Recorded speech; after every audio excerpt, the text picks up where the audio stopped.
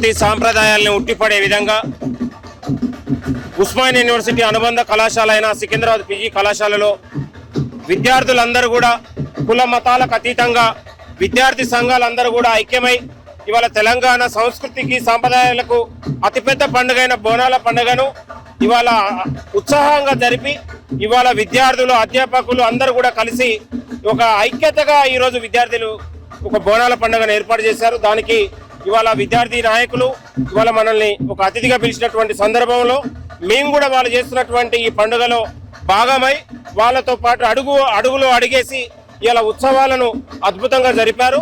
కానీ ఈ జరిపినటువంటి విద్యార్థి లోకానికి అందరికి కూడా ధన్యవాదాలు. అదేవిధంగా పీజీ కళాశాలలో అనేక సమస్యలు నెలకొని ఉన్నాయి. దాన్ని కూడా ప్రభుత్వం దృష్టికి తీసుకెళ్లి ఇక్కడ విద్యార్థుల సమస్యలు పరిష్కరించడానికి కూడా ప్రభుత్వం సిద్ధంగా ఉంది.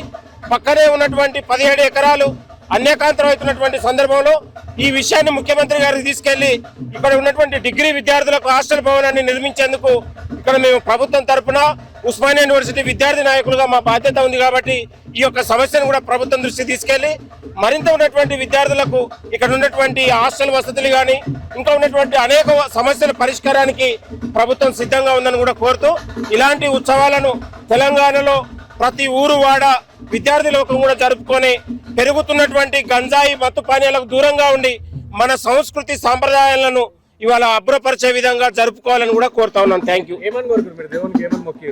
ఏమని ఇప్పుడు తెలంగాణ అతిపెద్ద పండుగ బోనాల పండుగ కుల మతాలకు అతీతంగా జరుపుకుంటాం. మనం అందరు ఆయురోగ్యాలతో ఉండాలని కోరుకుంటున్నాం.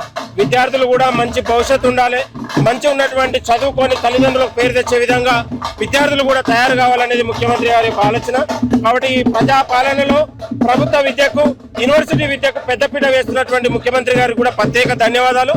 కాబట్టి ప్రభుత్వ విద్యను ఇవాళ డిగ్రీ స్థాయి నుంచే ఉద్యోగాలు కల్పించే విధంగా ముఖ్యమంత్రి గారు ఆలోచన చేస్తా ఉన్నారు. కాబట్టి విద్యార్థి లోకమంతా కూడా దీన్ని అందిపుచ్చుకోవాలని కూడా కోరుతా ఉన్నాం. Thank you.